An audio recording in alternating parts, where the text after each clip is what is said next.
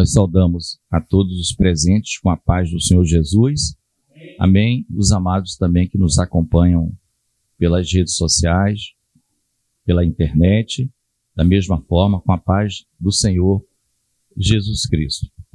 Nós vamos dar continuidade ao estudo sobre a EBD, sobre santidade, conforme já temos feito.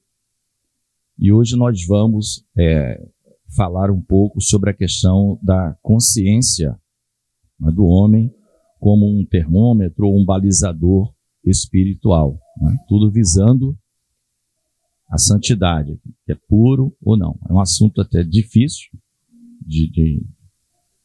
e no domingo, no próximo, a gente vai dar continuidade com outro foco, né? Em relação, vamos dizer assim, ao próximo. É pecado para um, não é para o outro, como que a gente faz, como é que a nossa consciência age no próximo domingo. Hoje a gente vai até falar um versículo que trata disso, mas não vamos expandir para não prejudicar a aula do próximo domingo. Eu convido os amados, então, para lermos a palavra do Senhor como um versículo de abertura, Romanos, no capítulo 2, dos versos 14 a 16. Pode usar ACF, tá, Igor? ACF. Almeida Corrigida Fiel, nesse caso aqui, calhou bem com o estudo, tá? É um texto base. Então, para começo, capítulo de número 2, versículos 14, 15 e 16.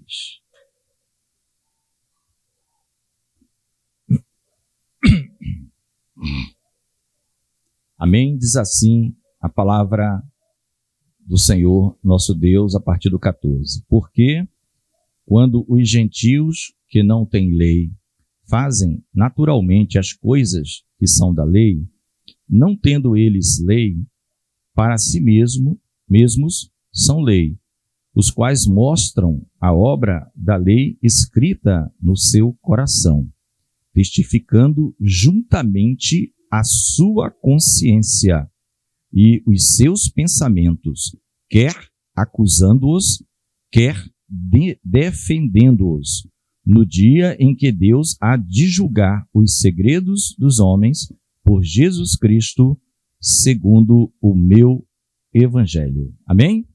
Senhor, abençoa, que o teu Espírito Santo nos dê toda a assistência, que tu fales a cada coração aqui presente, ó Deus, pois tu conheces a necessidade de cada um de nós. Sê conosco, que a tua graça seja abundantemente derramada sobre cada um dos teus filhos. Nós oramos em nome de Jesus. Amém. Os irmãos podem estar assentados.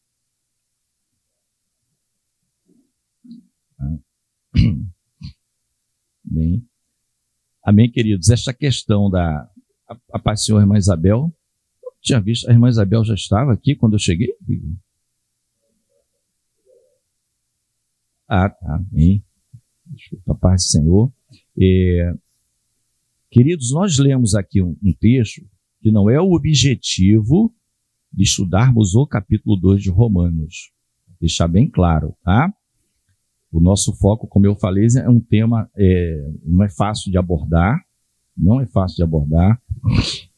é um tema difícil porque trata principalmente das coisas intangíveis. Você não toca parte material da nossa vida, né? O corpo é fácil, o agir nosso também a gente está vendo, mas quando vem falar de consciência, tal, coisa mais difícil. Paulo aqui, na verdade, no capítulo 2, ele vai falar tanto no capítulo 1 de Romanos, a gente lembra, né? Que Deus se revela a todo homem, em qualquer época e em qualquer lugar, e que os homens maus que optaram por fazer deuses da própria criação, adoraram criação ao invés de adorarem Criador. Aí Paulo vai dizendo, olha, agora para os judeus convertidos em Roma e eventualmente algum gentio também convertido que se achava eventualmente superior aos demais. E ele vai tratar da questão do julgamento. Olha, não adianta você julgar, condenar, se você faz a mesma coisa. A diferença é que você está julgando e condenando algo que foi público. E no seu caso não foi público, como é que faz? Aí ele está dizendo, você acha que Deus vai julgar diferente você? Você que se diz mestre, professor, não sei de quê, do gentil, blá. Esse é o tema do 2, tá? E ele diz, ou você esquece a misericórdia de Deus e a benignidade de Deus. Ele está começando a dizer, olha, não há acepção de pessoas para Deus. Deus te ama, é longânimo com você, perdoador, e também com o outro. Essa é a linha que não é o nosso estudo em si, é só para contextualizar e dizer aonde esses versículos que nós lemos estão inseridos. Então, a questão, como eu falei do tema da santidade de hoje, é a questão da nossa consciência como se fosse um balizador. O Carlos, que fez a escala, ele colocou esse facinho para mim aqui, bem fácil. Eu falei, eu falando com ele, cara, eu pedi esse aí, né? Tá na lista? Não, tá bem. Mas, amados, então o que é que nós lemos aqui? Paulo está dizendo o seguinte, agora a questão da consciência. Ele está dizendo para aqueles que têm a lei, para eles ouvirem. Olha, os gentios, porque ele vinha falando muito do grego, ele vai expandir para gentios mesmo, gente de toda a terra. Esses povos que não têm lei para si, tá? Porque os judeus tinham a lei, ele tinha um balizador pelo menos, do que era bom, né? Já que a lei do Senhor é perfeita. Está lá no Salmo 19, a lei do Senhor perfeita, né? Refrigera a alma, olha que coisa boa, refrigera, né? Daquela ideia de deserto, de sede, e vem a palavra de Deus e refrigera a alma do homem. E ele diz assim, olha, eles não têm lei, mas eles fazem naturalmente as coisas que são da lei, mesmo sem conhecer a lei. Paulo está dizendo quando eles fazem. Não tendo eles leis para si mesmo, essas feituras dele, com base na consciência, se transformam lei para eles. Ele vai dizer isso no versículo seguinte, os quais mostram a obra da lei escrita onde? No coração deles. Testificando juntamente com a consciência e os seus pensamentos. Aí, o final é que é bonito, quer acusando-os, quer defendendo-os. Então, é inato ao homem a ideia do certo, do errado, né? Não com perfeição. Nós já vamos ver isso no estudo. Tá? A nossa consciência ela precisa desse balizador chamado Palavra de Deus hoje, porque ela engana, tá? Mas o homem não é totalmente assim. E nós podemos dar um primeiro exemplo, nem anotei aqui, mas é só lembrar do primeiro homicídio. A própria Bíblia diz. Primeiro João vai dizer, as obras de Caim eram más, e de Abel não. Tinha lei? Não tinha lei nenhuma. Mas já nasceu, o homem foi corrompido, saiu do paraíso. Né? Abel nunca passou pela cabeça dele, até onde eu saiba, matar o seu irmão Caim. Mas Caim, com inveja. E Deus conversa com Caim. Né? Não, Caim. Não é questão de aceitar ou não aceitar. É só se você fizer o que é certo. E o que é certo? É aquilo que Deus diz que é certo. Eu te aceitarei. Então caberia a ele, na próxima oportunidade de ofertar, eu vou ofertar igual ao meu irmão, porque Deus aceita. Mas ele bateu o pé e disse, não, ou é do meu jeito, eu não quero saber de Deus. E foi assim que ele seguiu a vida dele. Não é? Tem consciência ou não? O homem já está ali pervertido? Já. Ele já pecou. Ele já não é mais o inocente. Entenderam? Então essas ideias aí de que não é bem assim. Tá? Não é bem assim. Nós vamos no desenvolvimento falar algumas vezes. Os irmãos lembram no livro de Atos, o que eu falo sempre, leiam, se vocês não conseguirem ler todo o livro de Atos, vai nos discursos, porque nas Bíblias de vocês vai estar dizendo assim, Paulo não sei aonde, em Antioquia, porque todos aqueles discursos, vocês vão ver que eles têm, na verdade, um propósito. era apresentar o único Deus e o seu enviado, Jesus, para que o homem parasse de adorar o que não são deuses, o que não é Deus. Aí sempre tinha um resultado, homens que se sensibilizavam, isso é verdade. Não é como que ele dizia assim, vocês nunca pararam para pensar que vocês têm esses deuses aqui, Júpiter e Saturno.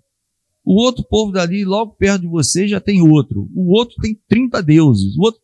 Vocês nunca pararam para pensar assim, não? Tem algo errado. Quem é o Deus de verdade? Então a preocupação deles era mostrar, ele veio ao mundo. Emanuel, Deus conosco. Então a maior preocupação era essa. Depois, nas suas cartas, que as igrejas eram formadas, aí o apóstolo ia instruindo, detalhando o modo de vida cristão. As correções, olha, vamos consertar isso aqui, esse modo não está correto. Bem? Mas pode observar, as pregações é sempre para mostrar que Jesus Cristo é o Senhor. O Deus, ele vai mostrando isso para os povos. Porque ali sempre existia o povo perverso, o povo que tinha uma determinada justiça ou justo, lembrando que nós já explicamos para vocês que quando Deus chama um homem justo, esse justo não é pela justiça dele que ele é salvo. Ele é salvo pela graça de Deus. Deus está falando de um homem justo no meio de uma geração perversa. Ele vê pessoas que agem diferente. Mas essa justiça dele não os salva. Todos precisam de Cristo. Todo ser humano precisa da expiação de Cristo. É porque Cristo veio na plenitude dos tempos, ou seja, o tempo exato estabelecido por Deus, que o homem é salvo.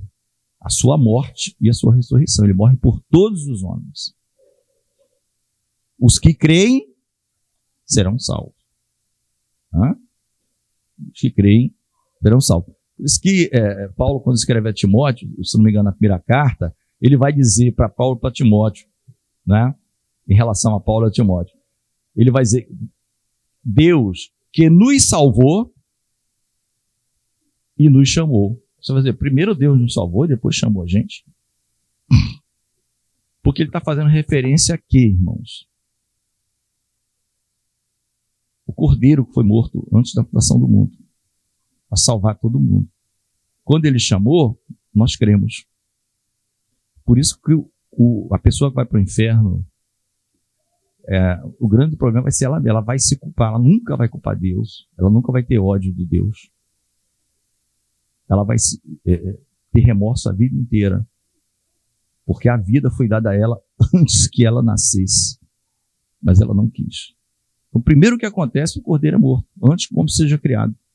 Bom, na mente de Deus, o que não aconteceu, Isaías fala, quem é como o nosso Deus, que diz as coisas que não são como se já fossem. Ele vai falar de Ciro, meu ungido, quando ainda faltava 200 anos para Ciro nascer.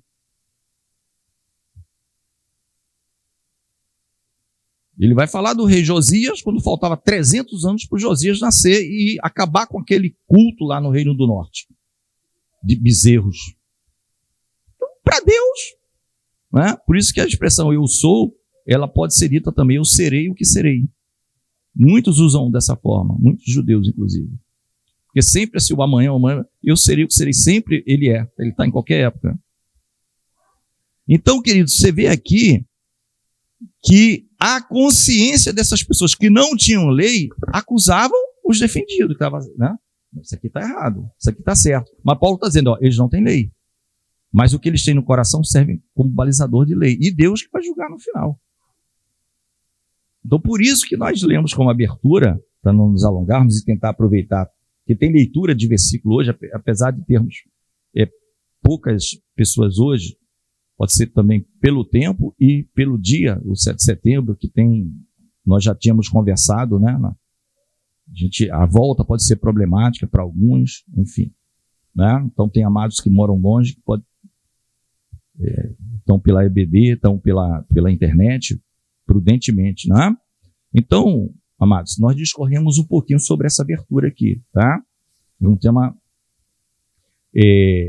Em Provérbios 20 e 27, muitos comentaristas, quem quiser projetar aí, tá, Igor? Provérbios 20 e 27, eu nem vou ficar... Opa, o ponteiro já está aqui. Provérbios 20 e 27, acho que o pastor Cleito comentou um dia desses sobre esse versículo. Tá? Muitos, vamos ler, ó. O espírito do homem é a lâmpada do Senhor, que esquadrinha todo o interior, até o mais íntimo do ventre. Então, aqui você vê que o tema é algo do interior do homem, do que está sendo maquinado, projetado.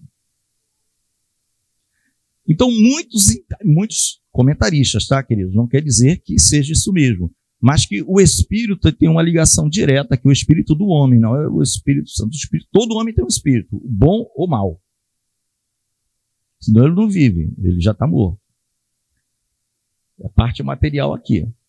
Mas é como se fosse a lâmpada de Deus. Se o homem acha que pode ocultar algo, Deus está dizendo assim, é como se eu tivesse dentro uma lanterna, dentro do teu corpo, se você não vê, e eu estou vendo tudo. Ó, todos os... Pastor Cleito, eu lembro, comentou um pouco sobre isso. Então não está no nível das ações, está no nível do interior da tua consciência. No dia do juízo, você não vai poder dizer, não sabia, tal. Eu sei o que está se passando em todos os lugares do teu corpo. Né? O ventre é muito usado com a palavra entranhas também, né? No Novo Testamento, que é considerado hoje pelos médicos o segundo cérebro. Amém? Bom, a Claudinha aqui já valeu a pena, glória a Deus, né? É sempre bom quando alguém está... O segundo cérebro. Porque os médicos começaram a perceber que tem uma ligação direta do intestino com o cérebro. Mas direta, é um negócio intestino com o cérebro. Então, quando se fala entranháveis, amor, é como se fosse do teu mais interior. Há uma ligação direta da qualidade do intestino com a qualidade do cérebro. E isso está em pesquisas, que vai servir para todo o ramo da medicina, da alergia até a letra Z lá, a especialidade Z. Os homens não estão tateando, mas estão descobrindo que é verdade. Bactérias do ventre lá, do intestino, que faz bem para a mente, conexão, sistema nervoso que vai para lá, para cá, coisas do Senhor, que o Senhor já sabe antes, né? Então eles dizem, isso aqui, muitos falam, queridos, que é Deus prescrutando a consciência do homem, por exemplo. Tudo que passa aqui, ó, tudo que você está maquinando ou não, bem ou mal, pensamento, nada escapa ao Senhor. É para a gente entender isso, que nada escapa, não é preciso ter... Para o homem comum como nós, embora sejamos espirituais, a gente não consegue isso, a gente consegue só se o Espírito Santo revelar. Como revelou a Pedro acerca de Simão, não é? Aquele mago lá que queria dinheiro para ter os mesmos poderes, para impor mãos e o pessoal ser batizado com o Espírito Santo. Pedro olhou, viu logo aquilo ali, o que era. Né? O Senhor, assim como Ananias e Safira, ninguém foi falar. O Espírito que estava em Pedro e a autoridade que Deus o revestiu, Senhor Jesus, apacenta minhas ovelhas, o começo foi tudo com Pedro. Amém? Então, muitos falam desse versículo. Agora, a gente vai para o Provérbios 6, 23, que ele é muito semelhante ao Salmo 119, 105, porque é tipo um antídoto para nós, querido, não é? Provérbios 6, 23. Ó. Porque o mandamento é lâmpada e a lei é luz, e as repreensões da correção são o caminho da vida. Isso aqui é tipo um antídoto para nós, é como o Salmo 119, 105. Lâmpada para os meus pés é a tua palavra e luz para o meu caminho. Para que a gente não erre. Então, o que a nossa consciência... Toda vez que está a palavra mandamento, lei, são todos sinônimos para hoje, para a igreja, que não vive debaixo da lei, de palavra de Deus, do ensino do Senhor. Ela é lâmpada e ela é luz. muito parecido com o Salmo 119, 105, não é? E acrescenta-se aqui, ó, as repreensões, como está lá em Hebreus, as correções, porque as correções de Deus na nossa vida nos caracterizam como filhos. Lembra disso? Quando o homem não aceita a correção de Deus, ele fica rechaçando, não reconhece que de fato era necessária a correção, vai chegar um momento que Deus não vai corrigir mais, vai entregar ele ao seu próprio desejo. A operação do erro. Ele não quer, ele nunca aceita ser corrigido por Deus, não é por outro homem, é por Deus. Ele nunca para e fala, isso eu mereci. E Deus sempre corrige, não para matar. Está lá em Jacó, né? Em Isaías, falando sobre Jacó. Jacó como povo de Israel.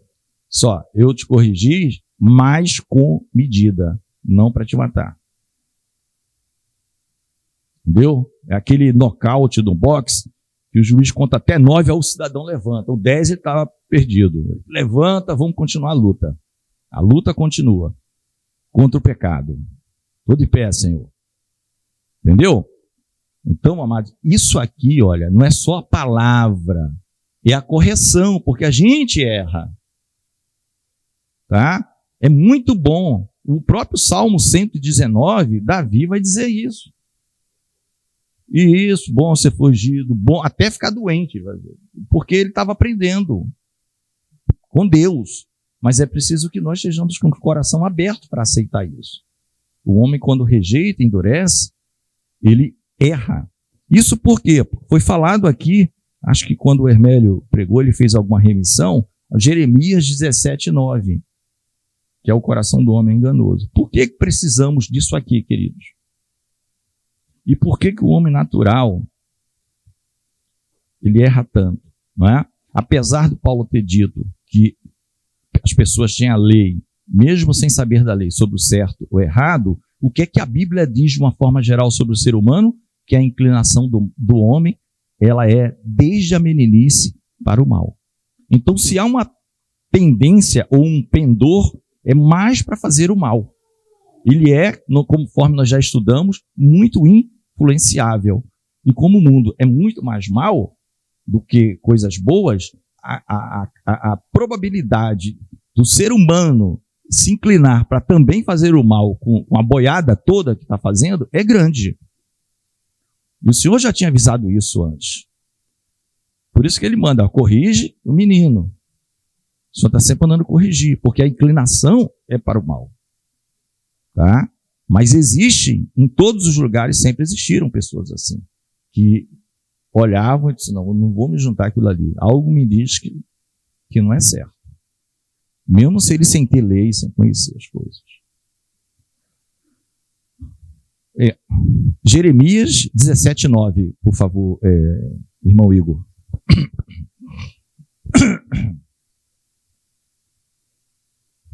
Tá? Isso que eu falei, eu acho que o Hermélio trouxe, só para comentar, né? Enganoso é o coração, mais do que todas as coisas, e perverso, quem o conhecerá? Né?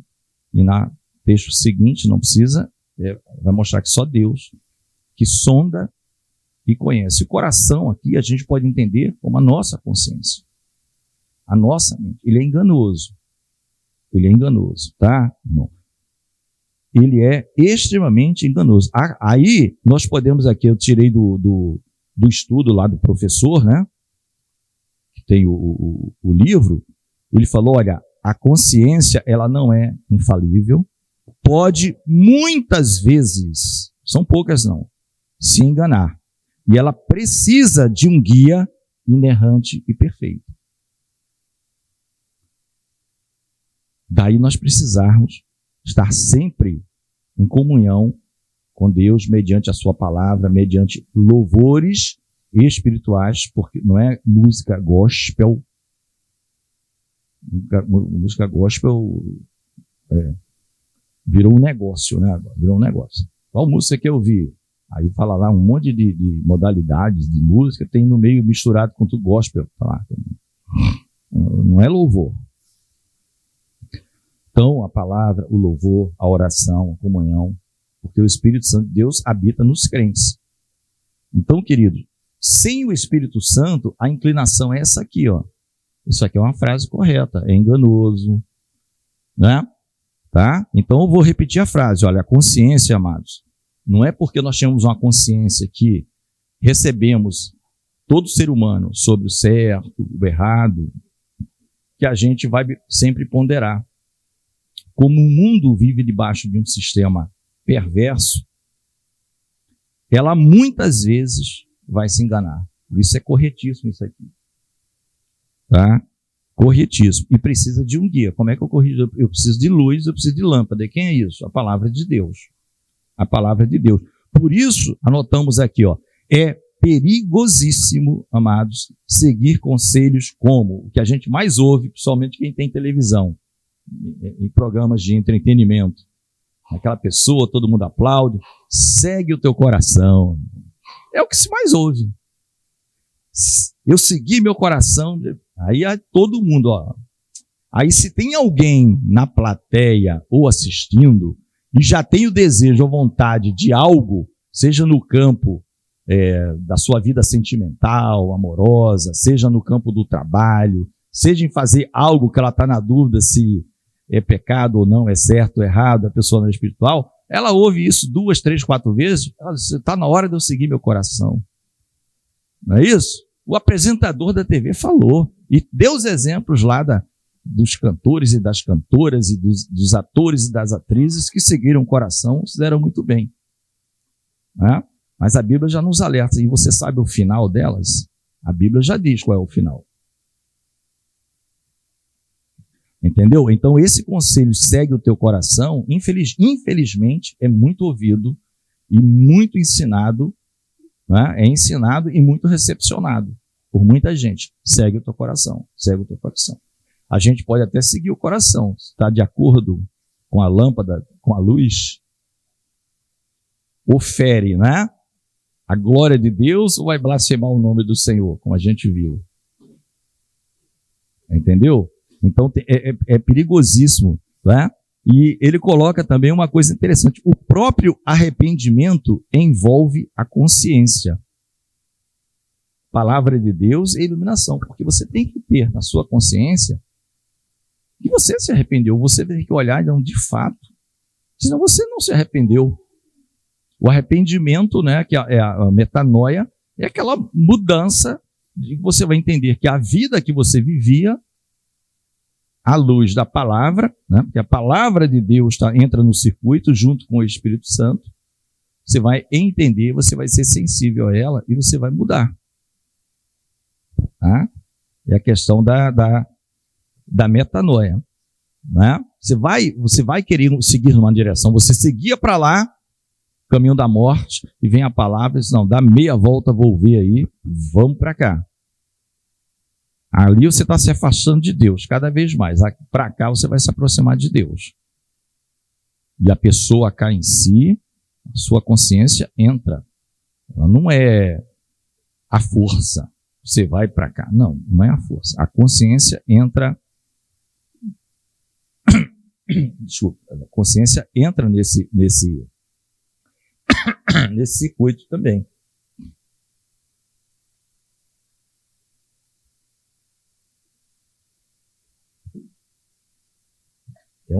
É um vocábulo muito usado na Bíblia.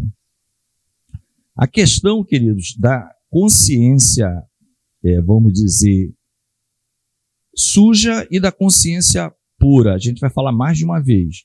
Ou da consciência, se você quiser, morta para uma consciência viva. Então nós vamos ver primeiro o texto que está em Hebreus 9, versículos 13 e 14. Hebreus 9,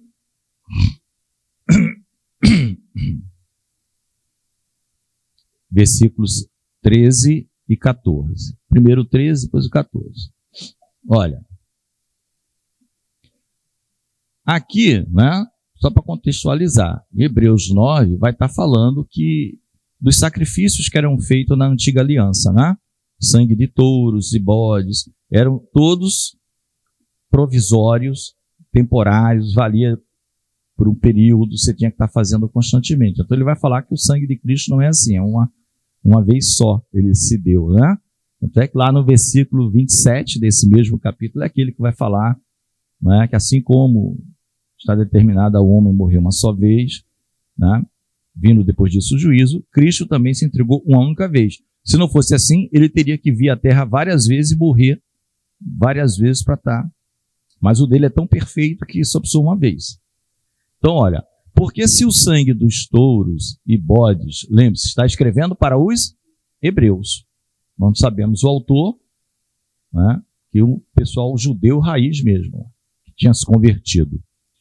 Porque se o sangue dos touros e bodes e a cinza de uma novilha aspergida sobre os imundos os santifica quanto à purificação da carne, aí, ó, vamos ver o que é que purifica a nossa consciência. 14.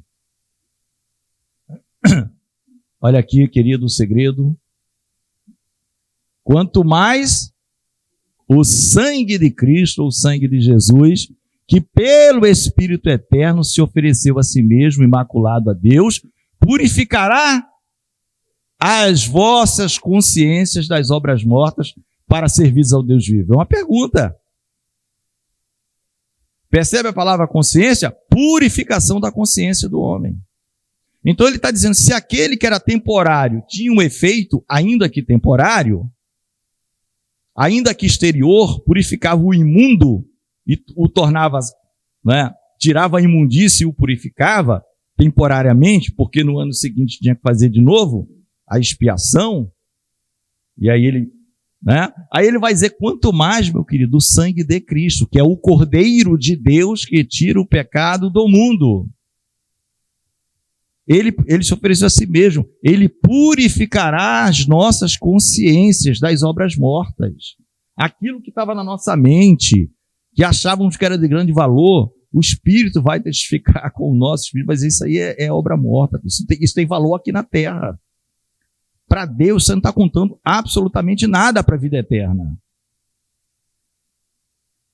Não está contando, mas isso aí é espiritual, isso é um milagre que a gente não tem como eu falei, não é tangível, não se toca. Nós temos que crer na palavra. A palavra está muito clara dizendo que o sangue de Cristo é que faz isso, ele purifica, o sacrifício de Jesus, a fé nele purifica a nossa consciência. E qual é o propósito dessa purificação? No final, é a santificação. Por que a santificação? Para servir a Deus, porque para servir a Deus tem que ser em santificação. Então ele faz a pergunta reflexiva, para você refletir. Né? E aí a gente tem duas alegrias. Um, saber que a gente vai poder servir a Deus. E dois, saber que esse trabalho não é nosso. Foi um trabalho do Senhor, nós mesmos não podíamos fazer. O único elemento que nós precisamos é a fé. Ou nós cremos nisso, ou nós não cremos. Não é? Por que a gente tem ousadia, diz a palavra, de orar e entrar no Santo dos Santos? Olha, um lugar que qualquer pessoa que não fosse o sumo sacerdote e na data certa era fulminado. Por que a gente entra pela fé? A palavra diz, é pelo sangue de Jesus. É pelo sacrifício de Jesus. Por isso que tudo só tem validade para Deus se nós fizermos em nome de Jesus. Que por nós mesmos não tem mérito nenhum. Em nome de Jesus. Em nome de Jesus. Em nome de Jesus você já está incluindo toda a obra do Senhor Jesus. Se fala do nome, é toda a pessoa, a sua característica, o que ele fez, os seus atributos. Então, amados, para servir ao Deus vivo. Olha, isso é maravilhoso, irmãos. Isso é maravilhoso. Saber que aquele que morreu e não precisa morrer mais, ele vai voltar agora para julgar, para buscar o seu povo, julgar as nações. Ele que nos torna aptos a servir a Deus em santidade. Isso é maravilhoso, né? Ele que nos torna aptos. Por isso nós louvamos a Senhor. Por isso nós queremos o nome do Senhor engrandecer. Não é? Cada vez mais. Nós queremos engrandecer o nome do Senhor. Não é? Já é um nome acima de todo nome.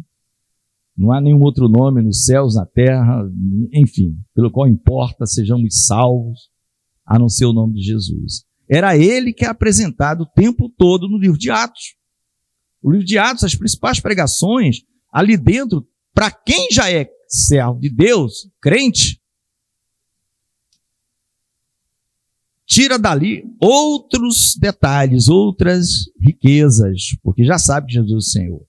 Mas para quem está ouvindo pela primeira vez, né, o principal é que ele entenda que ele precisa ver Jesus, e que Jesus é o Senhor das nossas vidas, é o verdadeiro Deus, como João chama ele de, este é o verdadeiro Deus. Né? Então você vê o exemplo, ó. Deus, existe a questão do imundo, né? do que nós vimos no anterior, que era feito temporariamente, mas existe o processo de transformar daquilo que era impuro, sujo, para puro e vivo, para uma consciência pura e viva. Eu acho que o Hermélio quer o microfone.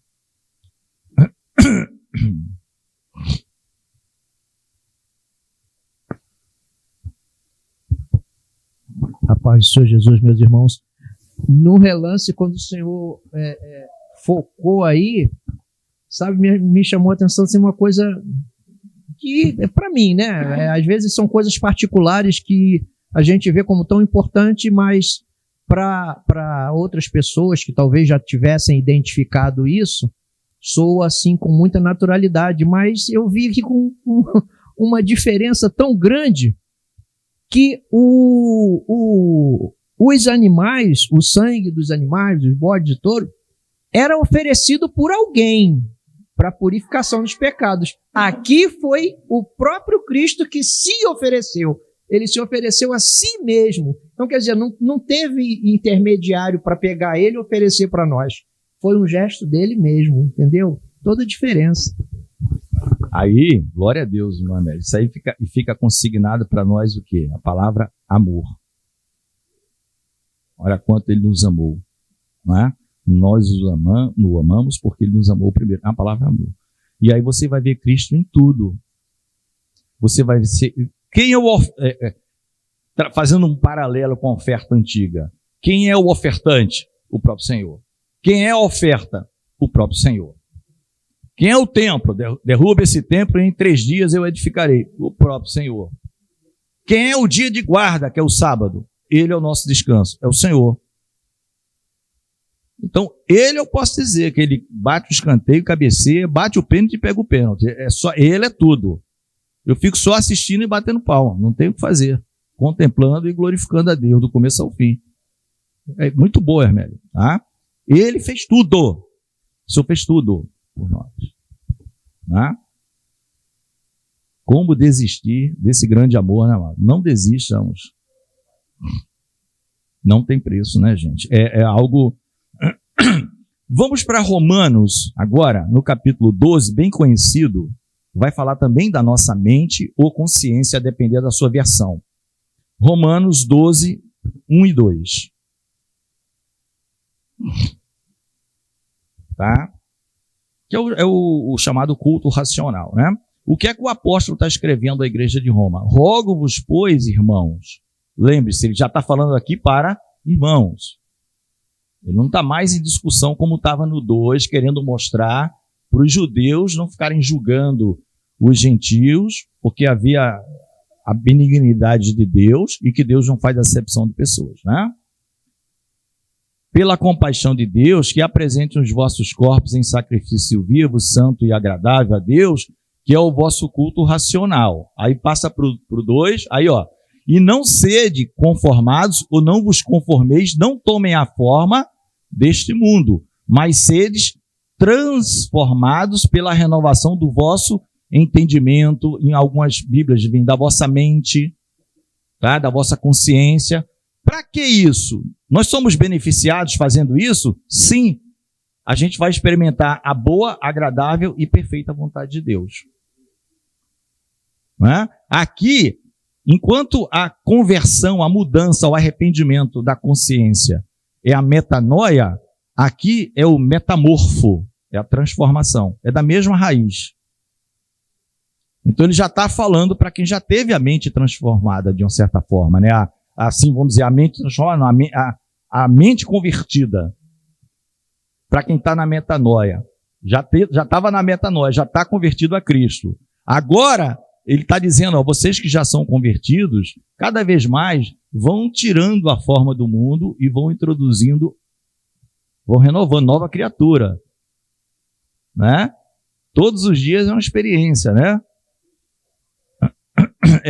Do comportamento, só que não é de uma vez. Então vocês vão renovando, vão transformando a mente. Como? Pela palavra, mas o entendimento, a gente só vai alcançar esse entendimento pela palavra de Deus. E isso vai dar a condição para nós sabermos a vontade de Deus. E vai ver no final que a vontade dele é boa, agradável e perfeita. Que não tomar a forma do mundo é muito melhor para nós. A forma do mundo, ela vai te dar alguma alegria temporária. Ela vai te dar momentos temporários e depois de muitas e muitas vezes grandes decepções, estados extremamente deprimentes, que vai precisar de muita ajuda, né?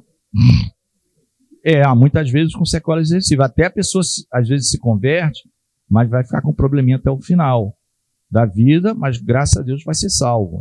Como aquele sabe ser salvo sem braço, sem perna, sem olho, mas vai entrar no céu. Jesus falou, crê em mim. Crê em mim. Tá? Amém? Vamos passando. Obrigado, Igor. A questão da consciência fraca, irmão, vou pedir para não ler, que o autor colocava nesse capítulo, mas é uma questão que vai ser na próxima aula. Eu só anotei, tá? Eu coloquei aqui, ó.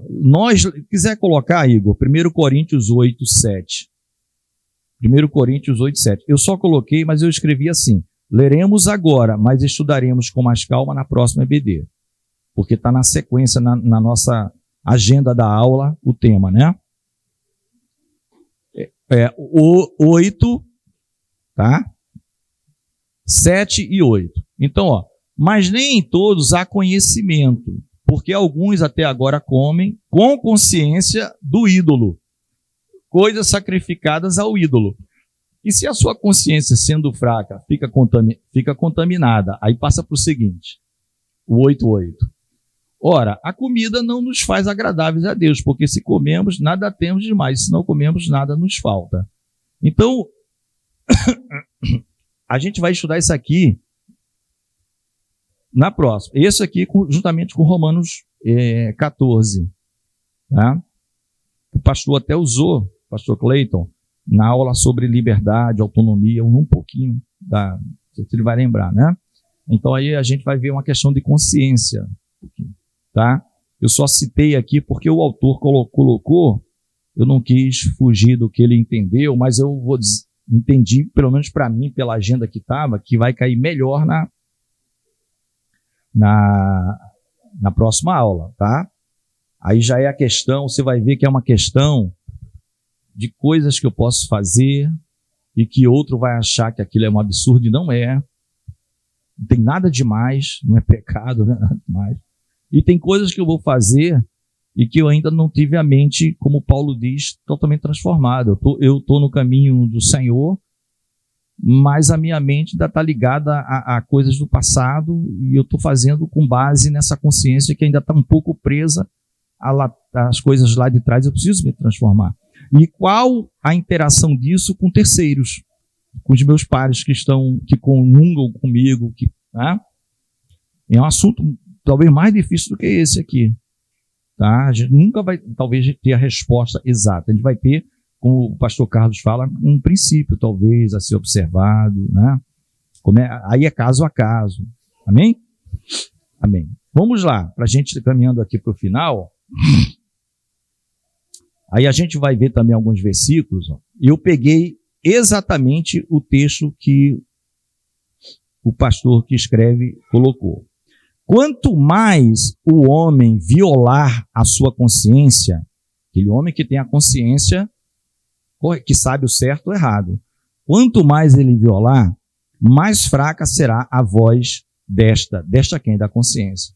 A consciência está falando com ele mas ele viola, ele vai quebrando. É como se ela... Vai chegar o tempo que ele vai estar como que um surdo, agindo quase que... Não?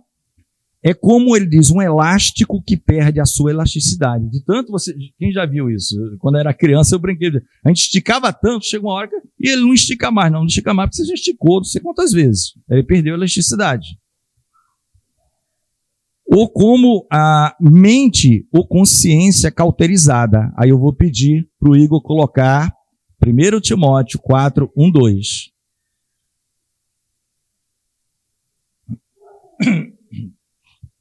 Aqui está tratando do desprezo aquilo que Deus colocou no homem.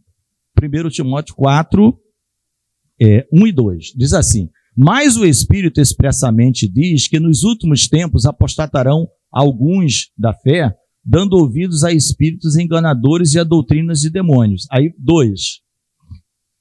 Pela hipocrisia de homens que falam mentiras, tendo cauterizada a sua própria consciência. Então, por que que o autor coloca esse exemplo? Porque ele está dizendo, é esse pessoal que já esticou tanto a corda que arrebentou, né? Ele não ouve. Então, cauterizado é como se fosse ali alguém que pegou uma solda, metal, numa região da cabeça, ele não passa nada. Botou uma placa, ou um concreto, ou alguma coisa desse tipo, que não passa nada, a mente está cauterizada. Você vai querer mostrar que ele está errado, né? E aí o pior, ele vai virar professor. Mestre, foi o que foi dito ontem, vai ensinar doutrinas que são de demônios. Entendeu? Vai, e não aceita mais correção, não aceita mais nada. E a gente já está vendo por aí, né? No Brasil.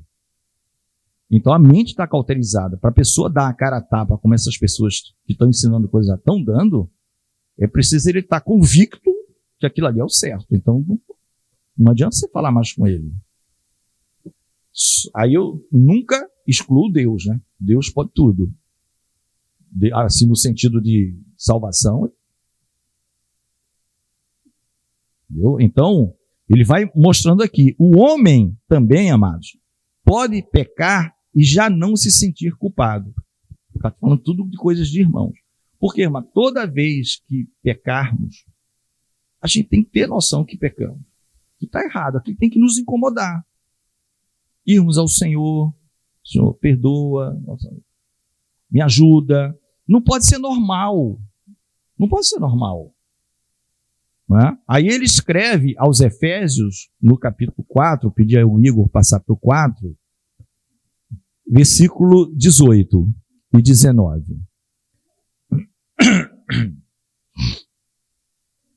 Então aqui nós vimos o caso da mente cauterizada, daquele homem que já não... Ele, de tanto desprezar a consciência que Deus lhe deu, não faz mais efeito, ele está ensinando qualquer coisa por aí. Aí, o homem pode pecar e já não está mais sentindo sequer. Então, Efésios 4, 18, ele vem falando de pessoas, entenebrecidos, é como se tivesse trevas, algo escuro, que a luz, ela está presente, mas ele falou, não, essa luz está me incomodando, eu vou adicionar camadas de trevas aqui para não ser iluminado. Porque a luz veio ao mundo, né? Alguns foram para a luz, outros optaram pelas trevas. Mas tem um homem que está entenebrecido. Entenebrecido é isso, é você estar numa situação de trevoso conscientemente, você não quer saber da luz. Então Paulo vem falando, entenebrecidos no entendimento. A luz, né? Separados da vida de Deus. Mas por quê? Pela ignorância que há neles, pela dureza do coração. Então essa ignorância, ou seja, o desconhecimento, não é uma desculpa nesse caso. Porque uma coisa você pode dizer, não, a pessoa é ignorante quanto a tal assunto. No caso dela, Paulo é muito claro, ela é ignorante porque ela é dura de coração. Ignorante no sentido de não quer a verdade. Então ele faz isso aqui, entenebrece. Cria camadas de trevas. A luz vem, não, mas aumenta isso aí, esse muro de escuridade, entendeu? Passa para o próximo, por gentileza, Igor, 19. Eu acho que tem... Os quais, está falando de quem? Dessas pessoas. havendo perdido todo o sentimento, ora, se eles perderam, eles tinham. É a pessoa que não quer dar ouvido de jeito nenhum àquilo que Deus colocou no coração do homem. Eles tinham, mas perderam todo o sentimento. Eles se entregaram à dissolução, para com avidez cometerem toda impureza. É aquilo que ele fala, né? A consciência dele é assim, e os seus atos refletem essa consciência, mas a palavra é muito clara, porque eles quiseram. A luz veio, mas eles quiseram. Porque eles tinham sim, eles perderam o sentimento. Mas não se perde da noite para o dia. A pessoa vai batendo, rebatendo, não quero. E aí, quando você menos esperar, é o mesmo resultado de uma mente cauterizada. O camarada, ao invés de a mente, o corpo, a cabeça de carne e osso, é como se ele colocasse esses filmes aí para capacete de aço e tal, para não passar nada. Não. Mas isso depois de várias tentativas, né? Amém, queridos?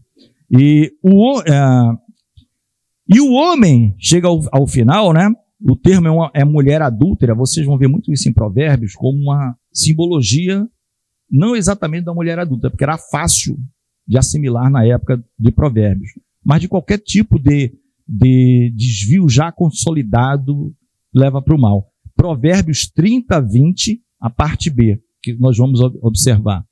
O autor diz assim, você comete um pecado enorme, ou vários pecados enormes em série, a vida toda. Aí diz no final, limpa a boca e diz, não cometi maldade alguma. Chegou nesse nível. Aqui, o caminho da mulher adúltera é assim. Então ele enfatiza isso aqui. Porque essa expressão mulher adúltera vai ser usada muito em Provérbios lá desde o começo. Aqui acho que é de Agur. Ela tem certeza que ela comeu alguma coisa. Depois limpa a sua boca, com o propósito de não mostrar. E no final diz, eu não fiz nada de mal. Tirou o flagrante, né? Ou seja, essa pessoa, é o que ele diz, é o final. Você já comete pecados enormes, em graus de desvio do Senhor totalmente, e ao invés de chorar e pedir libertação a Jesus, que o encha do Espírito, que eu quero libertação disso, vai para a briga até o final, que você está no exército vencedor, que é o de Cristo, tem prazer já nisso aqui. Então, uma mente já completamente, a pessoa, então o caso aqui da mulher adúltera era o exemplo usado, isso é para qualquer coisa, tá, queridos? Para qualquer coisa. Então, o autor dá esse exemplo.